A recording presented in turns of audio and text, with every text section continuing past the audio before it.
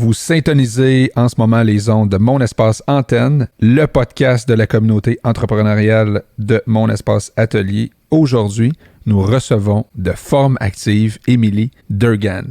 Bonne écoute.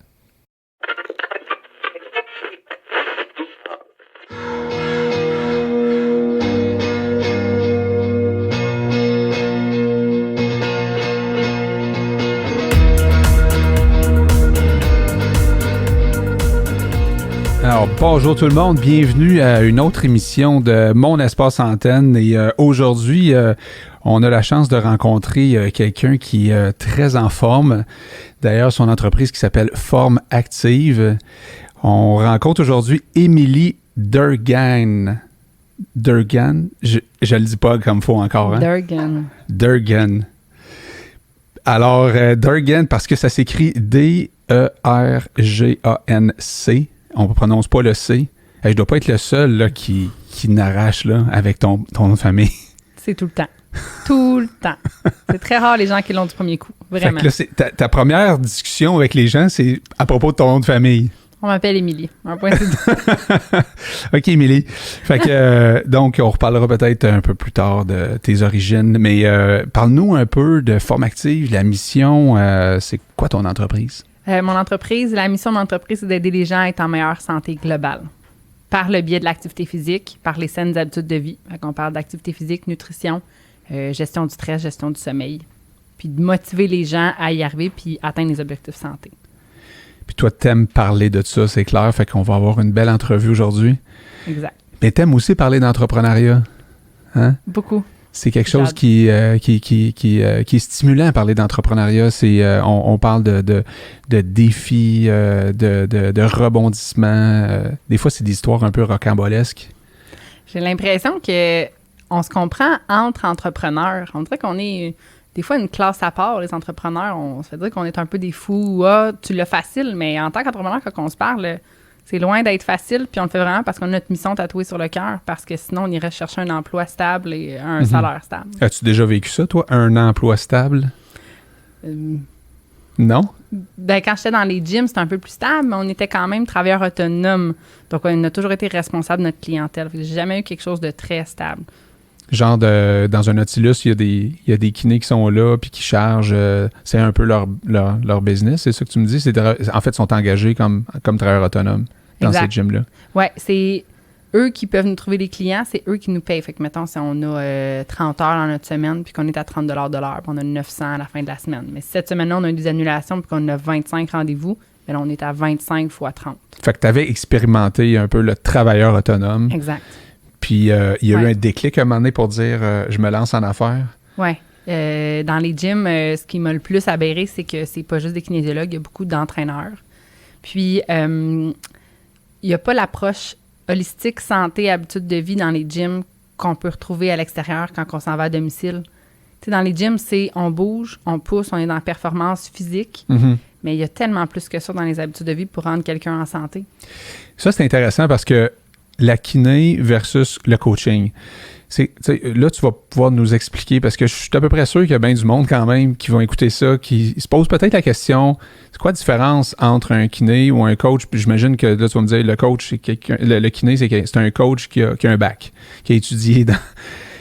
C'est ça? C'est ça, dans le fond, parce que ton coach sportif, le mot coach est utilisé vraiment, tu as le coach professionnel, tu as le coach d'affaires, tu as plein de sortes de coachs. C'est le coach en gym a souvent une formation de quelques heures. C'est sûr que si l'entraîneur, tu as des entraîneurs, coachs qui sont super bons parce qu'ils ont fait des formations continues, puis qui apprennent la psychologie, puis qui lisent là-dessus. Donc, il y en a qui sont super bons.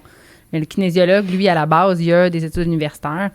Puis le coaching va au-delà de ce que tu fais, puis de ce que tu pousses, puis combien de livres que tu lèves dans le gym. Le coaching va aussi dans qu'est-ce que tu as mangé hier, quel entraînement tu as fait cette semaine, combien de kilomètres tu as couru, puis combien d'heures tu as dormi.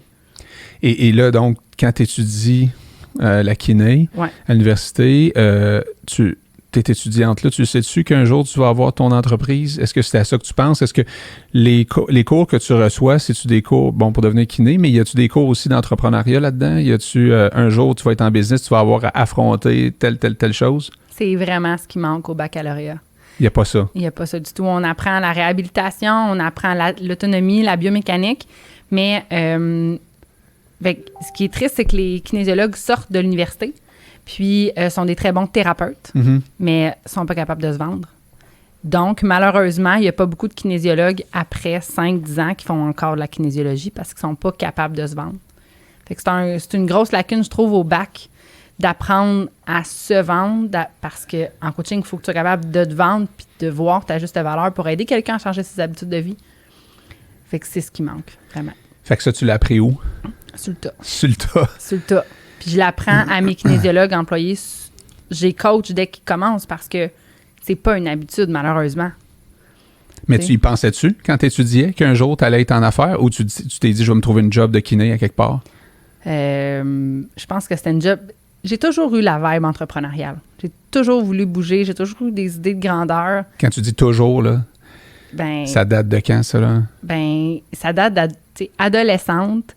Je donnais des cours dans plusieurs gyms en même temps. Je bougeais, puis j'aimais créer des choses. OK. Tu sais, je voulais pas m'arrêter à juste être dans un gym tout le temps. Je me voyais pas, là. Mais sincèrement, je pensais pas avoir mon entreprise adolescente, mais je savais que moi, faire toujours la même affaire, je suis pas capable.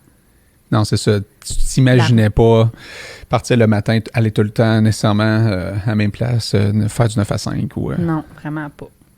Exact. T'as-tu des parents entrepreneurs ou... Pas du tout. Non? Non. Fait que là, le déclic s'est fait à quel moment? Quand est-ce que tu as dit, OK, là, je pars mon entreprise? Quand j'étais au gym à Rosemère, au Gold Gym. Dans le fond, moi, j'ai travaillé au Matters à Saint-Eustache. Oui. Pendant de 15 ans jusqu'à... Mon Dieu, peut-être... j'ai travaillé là pendant un bon 5 ans. Puis, quand le Gold Gym a ouvert ici à Rosemère, la directrice générale est venue me chercher. Elle a dit, viens gérer les entraîneurs, viens gérer la piscine, les cours de groupe. Puis, je voulais avoir des enfants dans ce temps-là. Je finissais mon bac, je voulais avoir des enfants. Elle a dit, viens gérer, tu vas pouvoir apprendre la gestion, tu vas pouvoir faire du terrain aussi, puis une petite garderie pour tes enfants. Ah. Fait que jusqu'à temps que mon fils aille... Mon Dieu, là, il y a 7 ans. Ça fait 5 ans que j'étais en affaires. Fait que 3 ans. Fait qu'il était quand même jeune. Mais quand mon plus jeune a eu 3 ans, puis que je voyais que j'en avais assez parce qu'un gym, c'est quand même stable, comme milieu.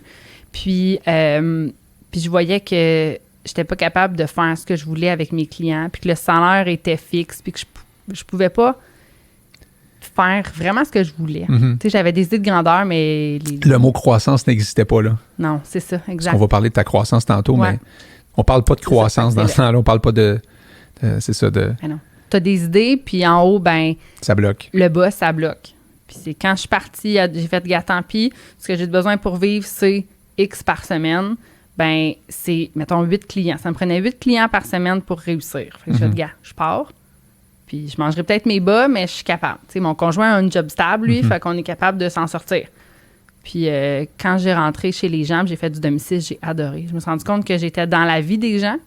C'est là que j'ai fait « wow ». Attends, là, tu te déplaçais chez les gens? Oui. J'avais mon camion, j'avais fait lettrer, puis je me déplaçais chez les gens dans le coin de Rosemère, Sainte-Thérèse, Blainville. Puis là, tu arrivais, tu disais « OK, on s'installe dans votre salon, dans votre sous-sol. Puis on vous fait bouger dans votre sous-sol. » Oui, dehors. Je regardais le garde-manger des gens, où est-ce qu'ils vivaient. C'est là que tu te rends compte que, OK, il n'y a pas juste le gym dans la vie. Tu peux t'entraîner dehors, tu peux t'entraîner dans ta maison, dans ta cour, au parc à côté de chez vous. Ce que tu manges le matin, c'est pas optimal pour que tu aies de l'énergie. Fait que là, ça commençait à être vraiment très... C'est une approche plus 360 degrés, là. Exact. Ouais. Qu'on n'avait pas du tout dans les gyms. Et là, les gens tripaient là-dessus, tripaient sur ça? J'ai fait une croissance assez fulgurante, là. OK. J'ai passé de 8 clients par semaine à peu près à 25 en dedans de 2 ans, 25-30. Wow. Ouais. Puis là, à ce moment-là, t'es seul, là. Ouais. T'as pas d'équipe de travail avec toi, t'as pas ton local, t'as pas... Et là, il est arrivé d'autres choses, là, pour que tu sois dans mon espace atelier aujourd'hui. Ouais. Après 25-30 clients par semaine à domicile, je n'étais plus capable, j'étais fatiguée. C'est drôle parce que tu es dans les saines habitudes de vie. Tu prônes les saines... Non, mais tu sais, on a reçu récemment Pierre Lavoie là, dans un podcast ici, puis tu sais, c'en est un, ça aussi, qui prône les saines habitudes de vie, mais quand des fois tu regardes sa vie à lui, si tabarnouche, c'est comme... On dirait le monde qui disent aux gens de bouger, ils bougent trop. Oui, ça se peut. Mais en même temps, on se ressource là-dedans. Mais c'est pour ça que je me dis, je ne voulais pas faire 40 heures à domicile. Je vais me brûler, je vais me fatiguer. J'avais 2 jeunes enfants, ils étaient rendus à peut-être 5 ans. Puis c'est là où est-ce que j'ai dit c'était assez, puis j'ai loué mon premier local. Qui était? À Boisbriand. OK. J'avais une amie physiothérapeute. Dans leur clinique, ils louaient un petit espace. Puis il y avait un petit gym. Puis on se référait beaucoup à l'époque. OK. Donc, j'ai dit, gars, je vais prendre un local, puis ça va être ça pour commencer. T'sais. Et là, à ce moment-là, tes clients se déplaçaient. Exact. Donc là, toi, tu t'es dit, je vais sauver du temps là, dans le déplacement. C'était ça qui était problématique dans ta gestion de temps. Exact. OK. Mais je gardais l'approche 360. Mon approche, c'était pas juste de faire pousser les gens quand ils venaient à la clinique ou dans le petit gym. C'était de parler de leur habitude de vie. Mm-hmm. Des journaux alimentaires, des journaux de vie, sortir leur agenda, qu'est-ce que tu as fait, il est quand ton entraînement, c'est des choses comme ça aussi. Là. C'est quoi le client typique qui t'appelle?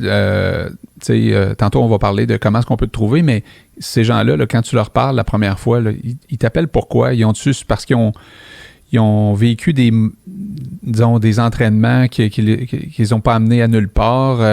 C'est-tu des gens qui ont déjà eu l'intention ou qui étaient déjà en train de bouger, ou c'est du monde sédentaire qui se met à bouger? C'est un peu de tout ça?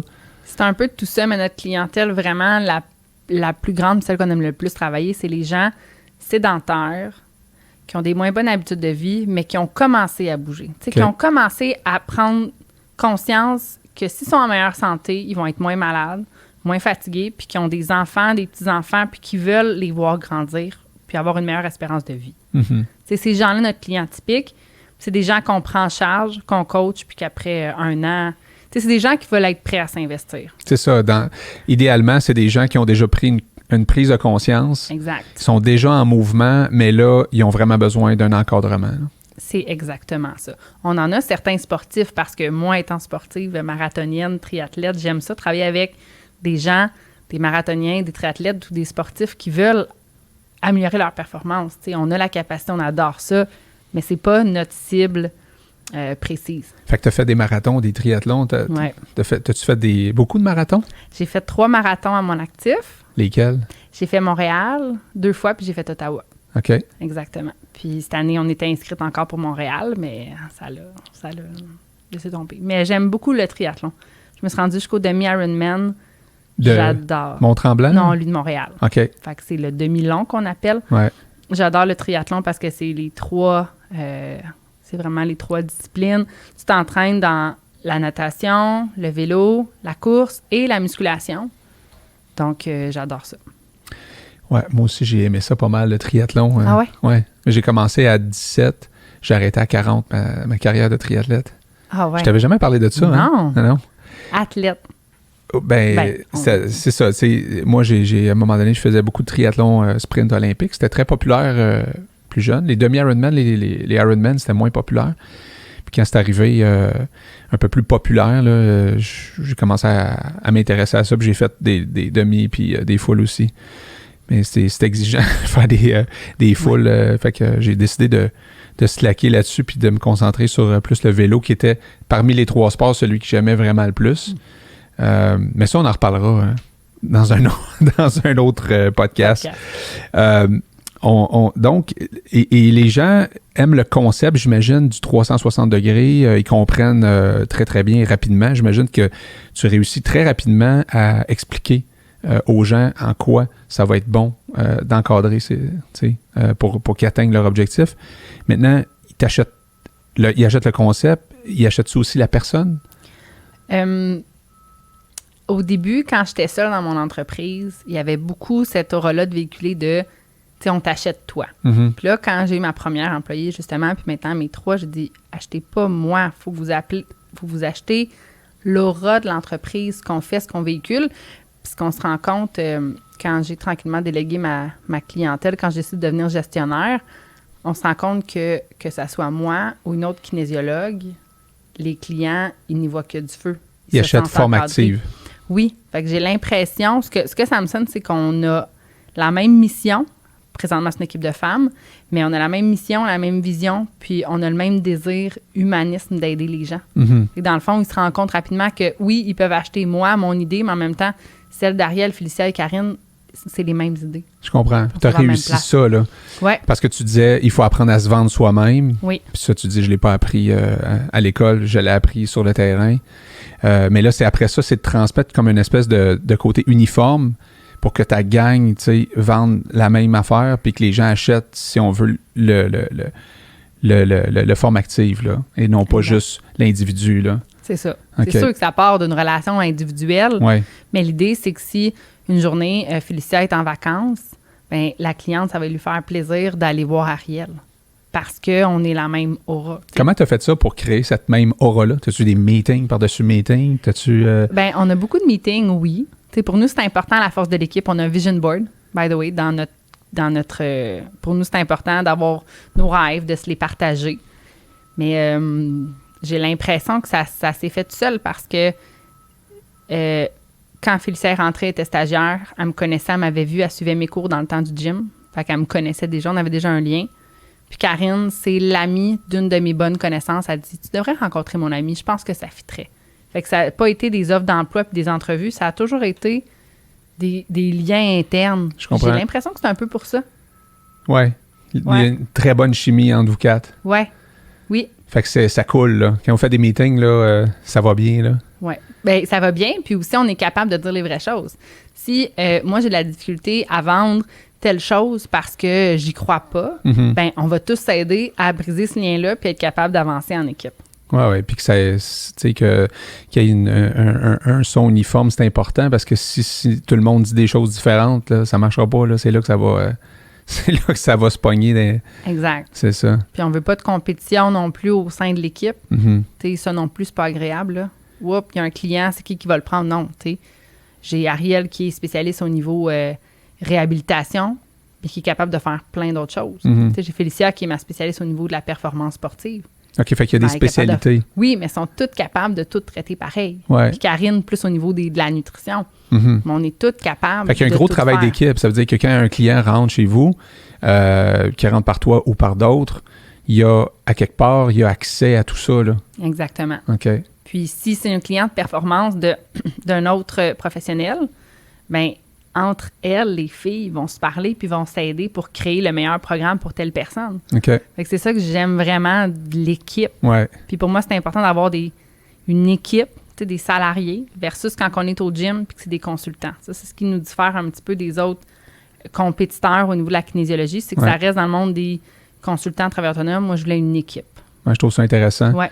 Parce que c'est ça votre côté qui se démarque, là, en ce moment. Puis, on va parler de ton côté gestionnaire versus la personne sur le terrain, parce que la pandémie t'a amené à te repositionner, on va dire ça comme ça. En fait, ça t'a arrêté complètement, puis ça a été bénéfique pour vous autres.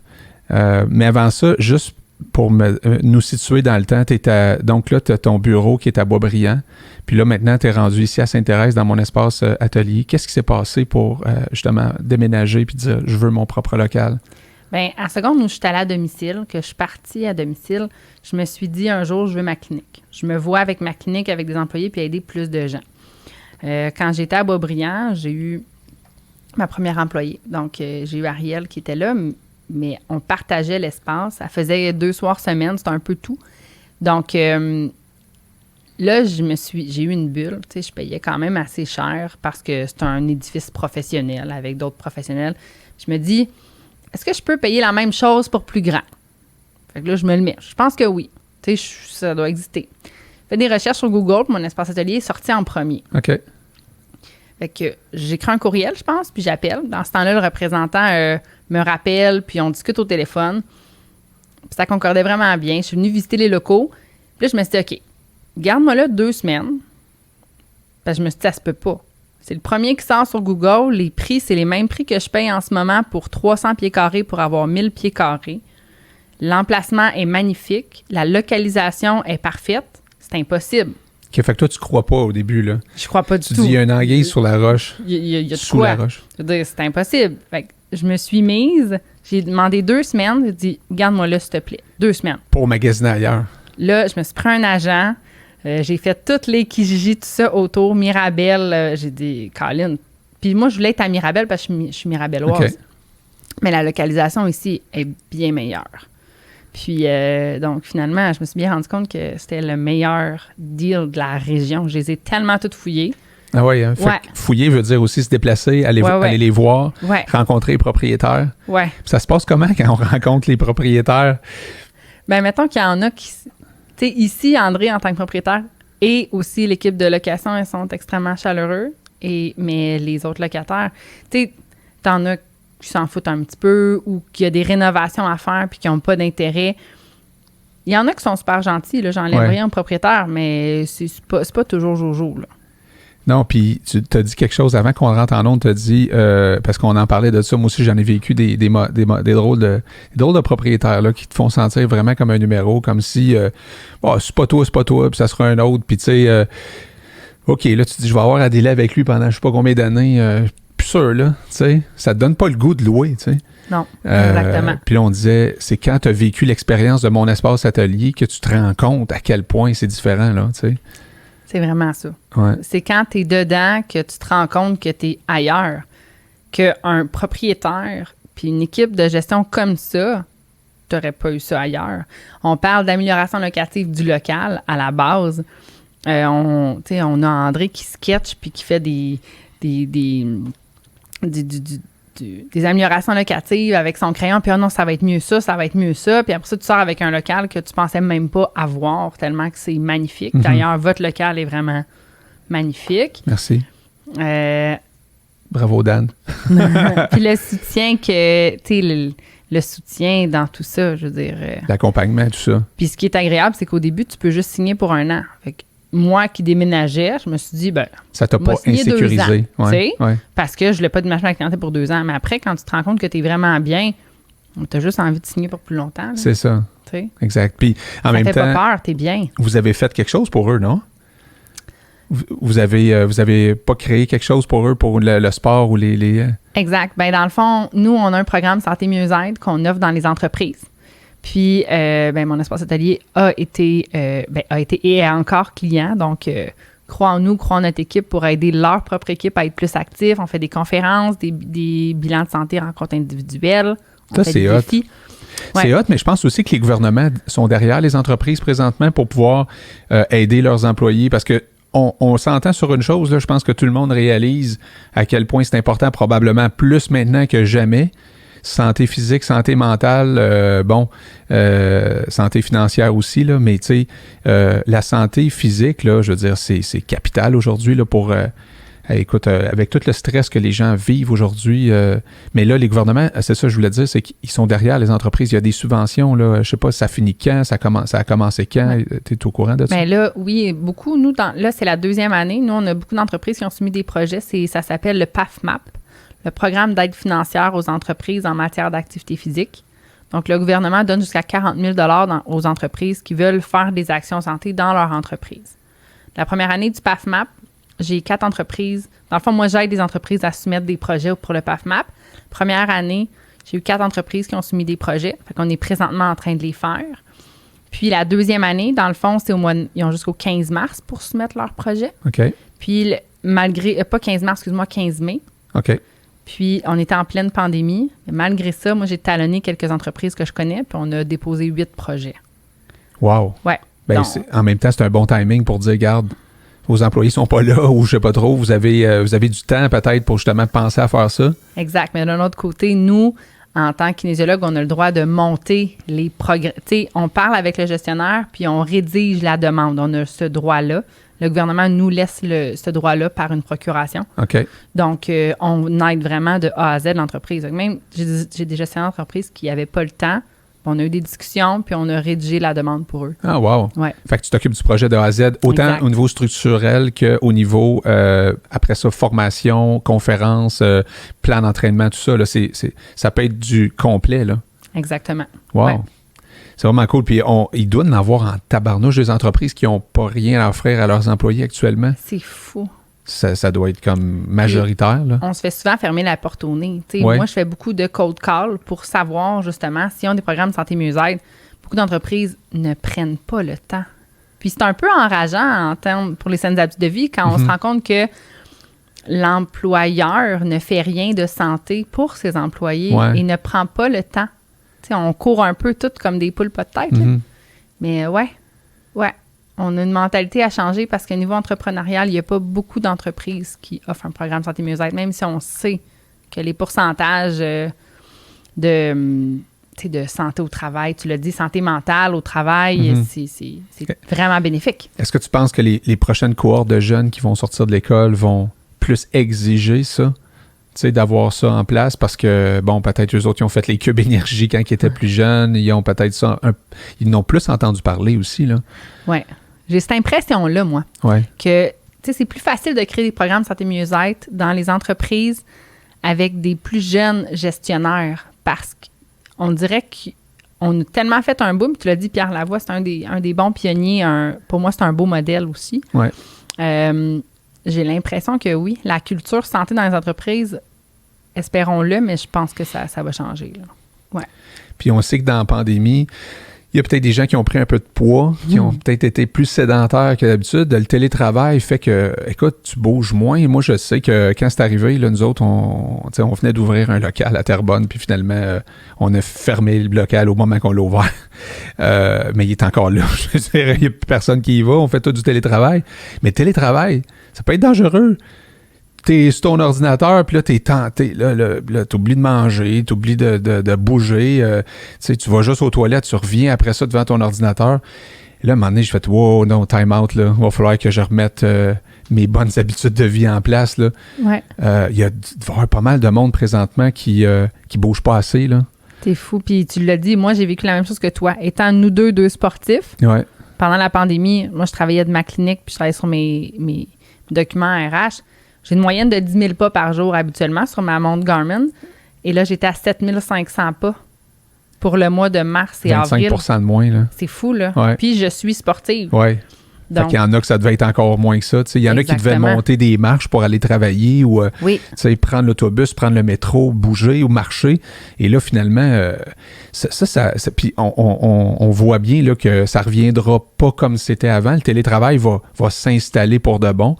Ça va être important que les gens qui sont à la maison, qui se font du télétravail, s'organisent pour bouger plus parce que sinon, la sédentarité va juste comme empirer. Ça se peut-tu? 100%, je suis d'accord. Puis quand tu dis de s'organiser, ça part de priorité. Tu sais, dans ton agenda, si tu as du temps pour bouger, bien, tu dois prendre le temps, tu dois te prioriser. Puis il y a un dicton qui dit, si tu prends pas le temps pour ta santé maintenant, la maladie va trouver le temps. Ouais. Tu sais, fait que dans ton agenda, tu dois prendre le temps pour t'entraîner, mais ça part d'une priorité, par contre. Si c'est pas ta priorité, puis si tu mets le travail en premier, au lieu de ta santé, bien, c'est là que tu bouges pas. Ben oui, t'as mis une citation, à un moment donné, j'ai vu ça sur ta page qui disait « La différence entre ce que tu as et ce que tu veux, c'est ce que tu fais. » Tu trouvais ça bon? Puis ça passe par l'action, mais là, c'est ça, l'action veut dire bouger. Moi, je me suis acheté une table là, chez nous qui va monter, ou moi, je vais pouvoir être debout, faire certaines, soit conférences ou parler avec des gens. Mais il y en a même qui s'installent quelque chose pour marcher pendant qu'ils travaillent. Je sais pas si ça va devenir plus à la mode. Bien, le bureau qui se lève, moi, j'en ai un. On fait pas nécessairement plus de pas, mais pour la posture, c'est fou l'impact que ça a. Explique-nous ça.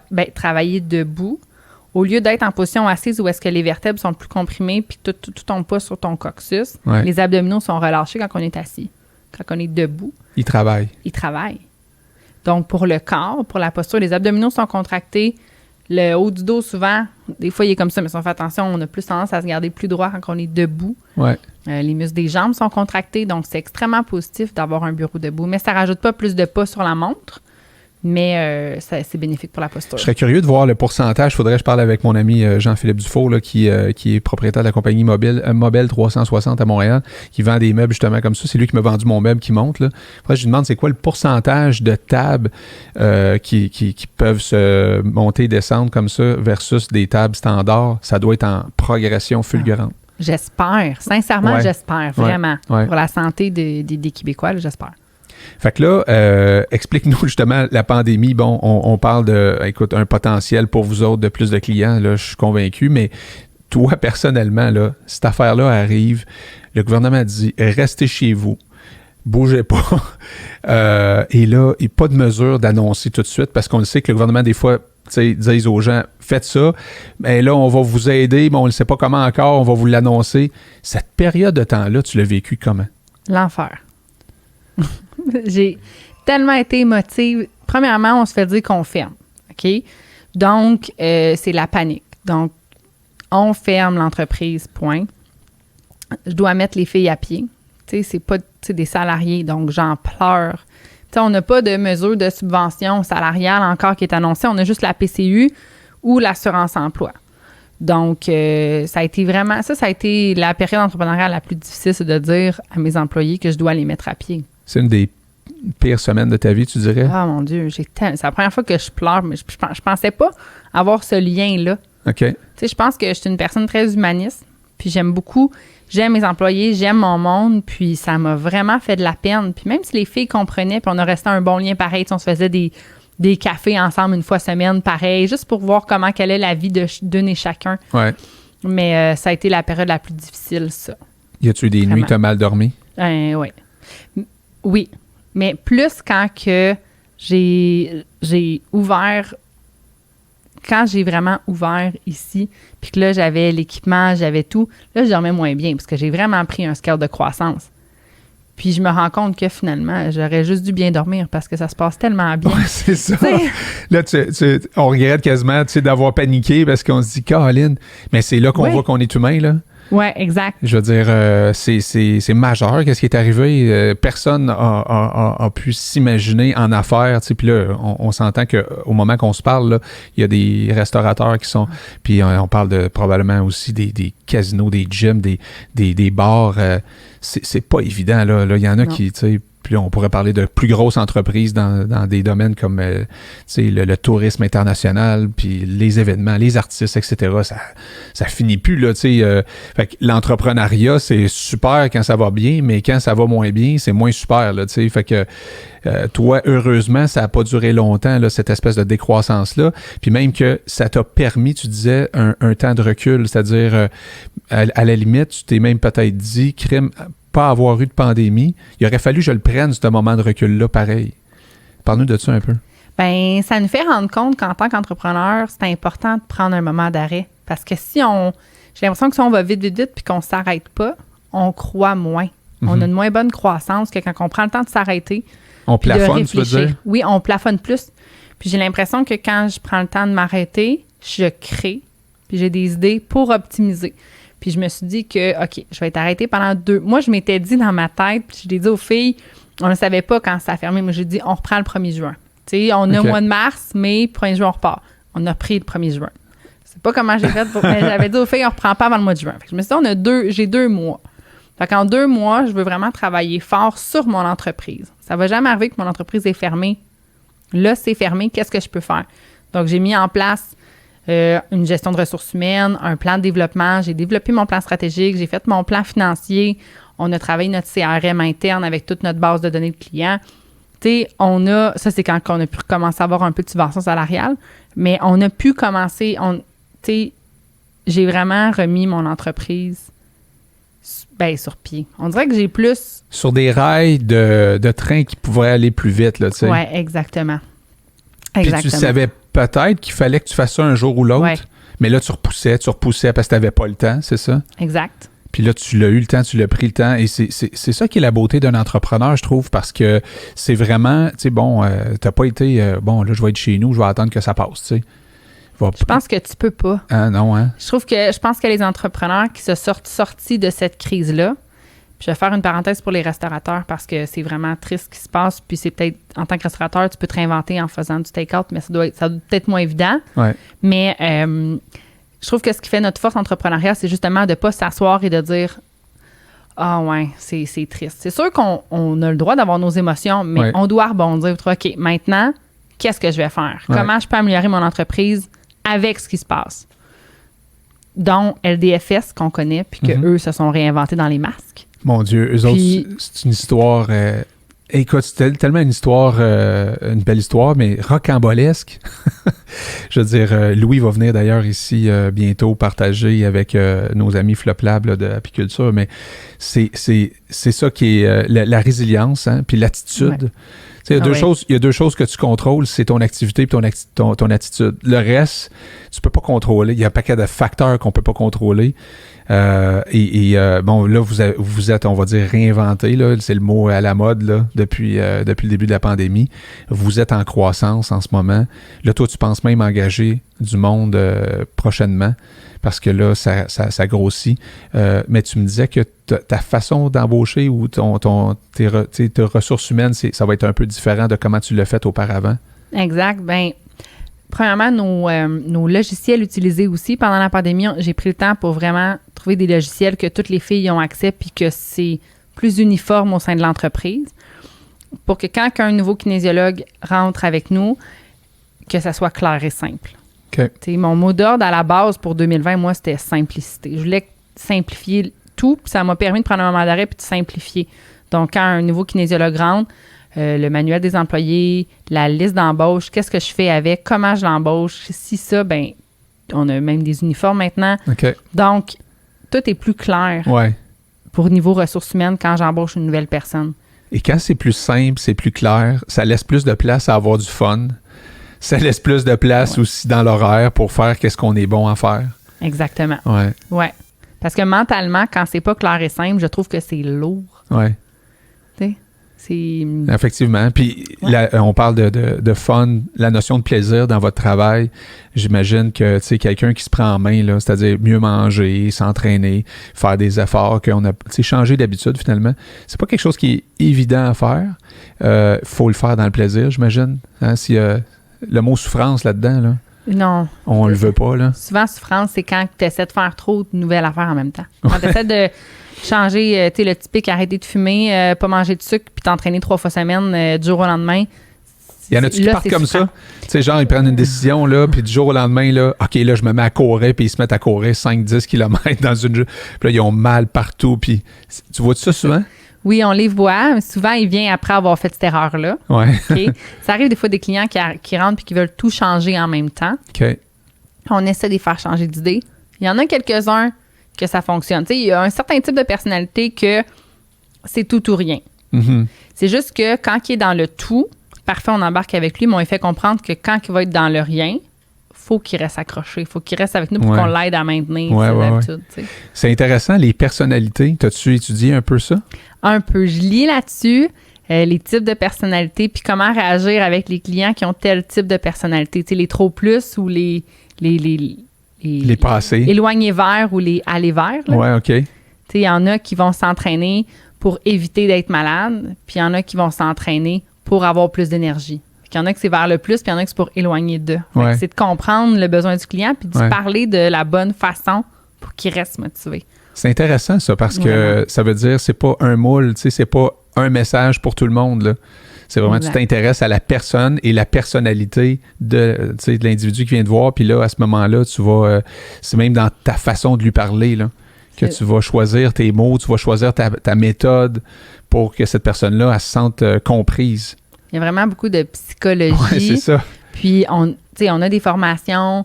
On donne des formations aux employés parce que c'est important. La psychologie, on l'apprend un petit peu en kinésiologie, mais on doit faire des formations continues si on veut pouvoir faire évoluer notre profession. Je comprends. Ouais. Fait que là, c'est ça. Fait que l'école, c'est beau avoir un bac, hein, mais tu sais, t'as appris le corps humain, t'as un paquet de connaissances, mais sur le terrain, t'as appris que, OK, là, gérer une business, tu sais, tous les comptes à payer, la clientèle, le marketing, tout ça, ça s'apprend en formation continue, ça s'apprend sur le tas, comme tu disais aussi. Ton marketing, tu le fais comment? Comment est-ce que tu disais que tu faisais du cold call pour des entreprises tantôt. C'est pas évident de faire du cold call. Je veux dire, tu te fais dire non plus souvent que tu te fais dire oui. Ça a-tu été difficile pour toi, tu sais, dans le sens où tu t'es dit, regarde, plus que j'ai de non, plus je m'approche d'un oui, là, tu sais, ça, c'est une phrase qu'on entend là, souvent. Mais... Exact. Tu sais, 10 non pour un oui. Puis ça m'a amené beaucoup de beaux succès, le cold call. C'est la méthode, je trouve, pour développer des... Oui, tu as le réseautage, c'est certain. Tu sais, le marketing, dans notre clientèle particulier, c'est le bouche à oreille. Le référencement interne et le référencement entre professionnels, parce qu'on réfère beaucoup des professionnels. Les professionnels nous réfèrent. Mm-hmm. C'est nos plus grandes façons de faire croître notre clientèle, notre marketing. C'est le fun, le référencement, parce que quand ça arrive, c'est comme, on va dire facile, dans le sens que la personne est déjà un peu comme séduite au départ, ou convaincue au départ. Exact. Puis là, plus tu y parles, plus qu'elle est convaincue. Fait que là, on va dire c'est le bout le fun, le bout facile. Ouais. Mais le bout tough, c'est prospecter et tout ça.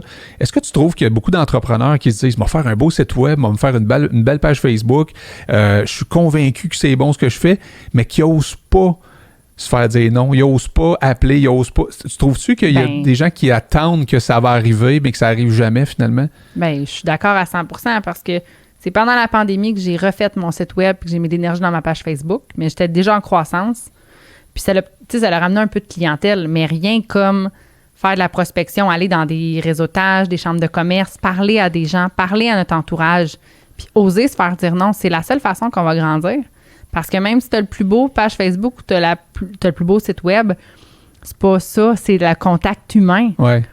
Et ça, tu l'avais dès le départ ou tu l'as développé? Ou Je l'ai développé. Parce qu'au début, ça fait peur. Uh-huh. J'ai toujours aimé parler avec des gens, mais ça fait peur rencontrer de nouvelles personnes. Puis, on a des blocages en tant que kinésiologue aussi, je trouve, d'en rendre les gens autonomes. Puis pas essayer de briser la barrière de « Regarde, tu fais du diabète, bien, il faut que je t'aide parce que ça peut être très nuisible pour ta santé. Tu as mal à l'épaule, mais moi, j'ai une solution pour toi. En faisant de la musculation, on va t'aider. Mm-hmm. Mais il faut être capable de dire les vraies choses aux gens. Oui. Leur faire réaliser, puis de leur apporter tout de suite, dire « Moi, je peux t'aider. » Puis c'est pas juste une question « Je veux faire une vente. » là. Je veux vraiment t'aider. Là. Exact. Puis les gens le sentent, j'imagine, dans ton ton de voix que, OK, elle n'est pas juste là pour sa poche. Là. Elle est là parce qu'elle veut prendre soin de moi. Là. Fondamentalement, j'imagine que la motivation d'un kiné, c'est d'aider le monde. Oui, exact. Exactement. Tu sais, on le fait pas pour être... Moi, j'ai jamais dit que mon but, c'était d'être riche dans ma business. C'était d'aider... Plus j'ai de kinésiologues dans mon équipe, plus on multiplie le nombre de personnes qu'on aide dans une semaine, dans un mois. Ouais. C'est ça le but, tu sais. Ouais. D'être capable de bien vivre. C'est sûr, on est tous dans un monde qu'on a une maison puis qu'on a des loisirs. Ouais. Mais la base, c'est de faire une différence. Bien, c'est une combinaison, peut-être, la réussite, là, c'est peut-être une combinaison entre vouloir aider puis vouloir réussir aussi. Oui. Tu sais, c'est pas juste de s'enrichir, mais je veux dire, l'argent, c'est la conséquence de la réussite aussi, là. Mais il reste que tu as un désir en dedans de toi de gagner, là. Tu sais, tu veux que ton entreprise, ça marche, là, et ça fonctionne en ce moment. Et donc, tu as des objectifs, j'imagine, de croissance et... Effectivement, des objectifs mensuels, des objectifs d'année, nombre de rendez-vous, nombre d'heures par mois, nombre de montants qui rentrent. Ah oui, vraiment. C'est ça. Un peu comme quand tu as des objectifs de sport. Il y a beaucoup de relations entre les sportifs et les gens en affaires. Hein? Je suis convaincue que c'est tous les demi-marathons, marathons puis triathlons que j'ai fait qui ont fait en sorte que je suis l'entrepreneur que je suis aujourd'hui. Oui. Parce qu'on se met des objectifs de performance dans le sport, puis on se rend compte qu'on fait ce qu'on a à faire, qu'on atteint nos buts, bien, c'est un peu la même chose dans l'entrepreneuriat. Effectivement. Puis les moments de découragement, il y en a dans le sport, là. Tu te blesses, ça va pas comme tu veux, tu t'es fait un plan, finalement, c'est pas ça qui se passe. Tu t'étais dit, je vais courir mon marathon en tant de minutes, finalement, c'est pas ça qui se passe. Il y en a qui vivent autre chose. J'écoutais le documentaire de Jacqueline Garraud, je sais pas si tu connais Jacqueline, qui est celle qui a gagné le marathon de Montréal, je me souviens plus en quelle année, elle a fait les Olympiques de Los Angeles, puis elle a gagné le marathon de Boston aussi. Je peux pas dire l'année exacte, mais c'est dans les années 80, je pense. Puis elle s'était fait voler la victoire par une femme qui avait triché, qui avait parti son marathon, OK? Est allée pogner le métro, elle a sorti du métro, puis est allée gagner le marathon. Elle s'est mis de l'eau d'en face pour montrer qu'elle avait sué, puis elle est allée gagner ça. Puis c'est une Québécoise qui est arrivée deuxième, Jacqueline, qui s'est fait voler la médaille d'or. Puis ils se sont aperçus de ça, puis ils ont donné. Puis là, il y a un documentaire, je pense que c'est sur RDS en ce moment, sur sa vie. T'écouteras ça. C'est vraiment... c'est une belle histoire québécoise, mais elle, c'est l'inverse. C'est comme... Elle fait son premier marathon en 3h40 cuc. Elle arrive deuxième. Je pense que l'année d'après, elle fait un marathon en 2h40. Elle a le record du marathon de Montréal, mais je pense qu'elle a le record de femmes au Québec. Fait que t'as des gens comme ça qui ne savent pas, qui sont des méga championnes ou méga champions en sport, parce qu'ils n'ont jamais testé leur performance. Ça arrive-tu, toi, que tu coaches du monde, puis que finalement, tabarnouche, qui ont un potentiel incroyable. Ils découvrent avec toi qu'ils ont un potentiel, puis que là, au début, ils voulaient peut-être courir, je sais pas moi, 5 km ou 10 km, puis là, tout à coup, ils se mettent à avoir un rêve de faire un marathon ou un Ironman ou un demi-Ironman ou peu importe, là. Ça arrive-tu? Ben je vais te dire que ça arrive souvent. OK. Ça arrive souvent parce que le potentiel humain, j'ai l'impression qu'on ne sait pas comment fort on est tant qu'on n'a pas testé. Oui, c'est bien dit, ça. Tu sais, les gens, ils s'attendent à rien, puis finalement, ils se rendent compte qu'ils montent une étage de plus, puis que là, ils font ci, puis qu'ils font ça, puis chaque step qu'ils prennent les amène à se dépasser eux-mêmes, puis à se mettre des buts encore plus grands, puis se redépasser. Donc, ça arrive vraiment souvent. Notre potentiel est tellement plus grand qu'on pense. Et on se convainc souvent du contraire. Ah oui. Tu sais, moi, je suis pas de même. Mettons, toi, tu parlais tantôt de faire de la vente, faire des contacts. Il y en a plein qui doivent se dire « Ah, moi, je suis pas de même. Moi, faire des contacts, tu sais, puis de me présenter devant du nouveau monde, je suis pas de même. » Mais à force de se dire que t'es pas de même, là, tu changeras jamais, tu sais. Puis les gens qui essayent puis qui se rendent compte « Hey, c'est pas si... Dans le fond, c'est pas si dur que ça. Dans le fond, je suis capable. » C'est juste de mettre la switch à on, hein. Et, c'est tellement ça. Dans les habitudes de vie, mais dans l'entrepreneurial aussi. Tu sais, la pire chose quand tu fais ton cold call, c'est de prendre le téléphone. Ouais. Une fois que le téléphone est pris puis qu'il a sonné, oui, tu vas bafouiller. Les premières fois, là, j'ai tellement bafouillé. Là. Puis maintenant, ben, je vois un gestionnaire d'entreprise. Pour moi, ça ne m'impressionne plus. C'est une personne comme une autre. Ouais. Mais le cheminement, ça va faire 2 ans ou même 3 ans que je fais du cold call puis que je rencontre des gestionnaires. Mais tu as agrandi ta zone de confort. Oui. Mais si j'avais pas...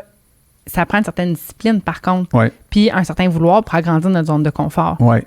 C'est ça que nous, professionnellement, c'est ce qu'on fait avec les gens. On les picosse pour qu'ils augmentent leur zone de confort. Oui, oui. Tu sais, mais c'est important. Oui, puis à un moment donné, là, ça s'établit. Exact. Ça s'établit, puis là, on passe à un prochain projet, un prochain défi. Ouais. Faut pas s'arrêter. Et là, vous autres, votre vision, là, c'est quoi, justement, les prochains défis de Forme Active? Mon prochain défi, c'est pour l'été prochain. C'est d'ouvrir une 2e clinique dans mon espace atelier encore. Un peu comme, ben pas un peu, pareil à ce qu'on a là. Puis c'est de mettre la barre haute. Tu sais, est-ce que je vais y arriver? Je le sais pas, puis je veux pas savoir. Je me mets la barre. Puis j'ai toujours eu des grands rêves dans le sens que je mets un rêve haut pour en avoir des frissons, de dire, c'est peut-être irréaliste, mais c'est pas grave. On s'y approchera. Ouais, c'est un peu comme notre marathon. Oui, exact. Tu t'es mis 3 heures, finalement, ça fait dans 3h30, tu te rends compte que quand même 3h30, c'est vraiment, vraiment bon. Oui. Fait que si je le fais en 1 an et demi, ma 2e clinique, ben ça va être vraiment bon parce que si je m'étais pas mis 1 an, ça aurait peut-être été 4 ans. Oui. T'sais? Des fois, de se mettre des objectifs qui ont l'air un peu fous, mais tu te dis, tabarnouche, sais-tu quoi, ça rend mon quotidien plus trippant. Tu sais, c'est un peu l'analogie de quelqu'un qui court pour un marathon puis qui se dit, my God, comment je dois faire pour courir 42,2 km, mais parce qu'il l'a jamais fait.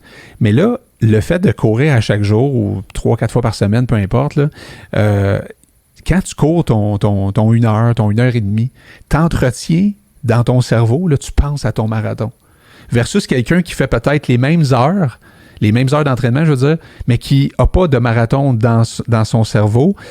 Le sourire, il est moins facile, c'est plus difficile, etc. Mais là, comme tu penses à 42, puis là, tu es en train de faire un 10, un 12, un 15, un 7, tu sais, là, tu dis, tabarnouche, c'est facile de faire 7, c'est facile de faire 12, puis là, maintenant, à 21, tu te dis, je suis capable de faire un demi. C'est un peu la même chose. Un entrepreneur qui pense big ou qui pense grand, puis qui pense vision, puis qui pense oh, ça me insécurise, mais en même temps, ça me challenge. C'est la même chose. Ça rend ton quotidien trippant à ta barouette. Ah, vraiment. Puis je me rends compte que si je me mets pas un défi comme ça, puis ça doit être la réalité de plusieurs entrepreneurs quand je parle avec des... Parce qu'en tant qu'entrepreneur, on aime parler avec d'autres entrepreneurs pour notre réalité. Puis on se rend compte que si je mets pas un objectif comme ça, je vais peut-être m'accouler douce un peu. Ouais. Ouais. Si je ne me mets pas le ballon trop haut... La peur de s'asseoir et de prendre ça pour acquis, c'est dangereux. C'est très dangereux pour une entreprise de prendre ça pour acquis. Il faut toujours se réinventer, puis c'est tellement important, là. Parce que je suis en train de suivre une formation, puis ça a été l'exemple pour Nokia. Nokia était très, très populaire pendant une bonne couple d'années jusqu'en 2008. Ouais.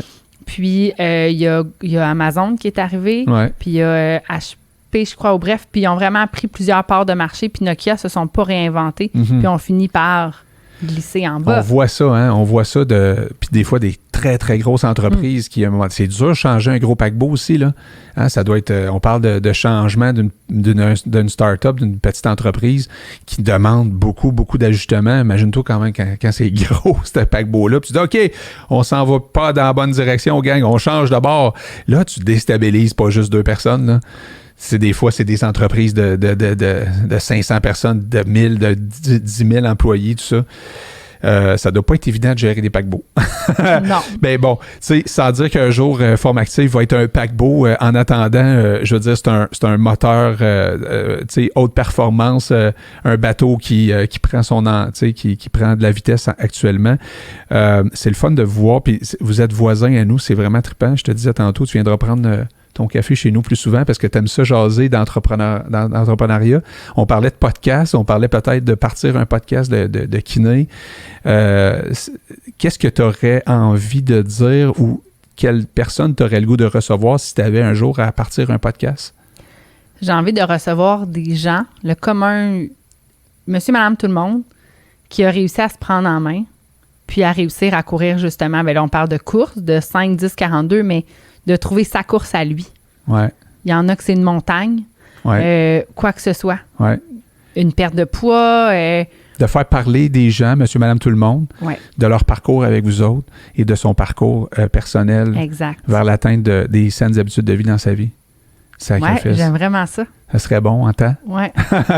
Bon, peut-être qu'on va collaborer ensemble. Puis tantôt, quand on va terminer là-dessus, mais tantôt, quand tu es arrivé, tu étais avec ton cellulaire, tu as dit, on vous trouve où, mon espace antenne?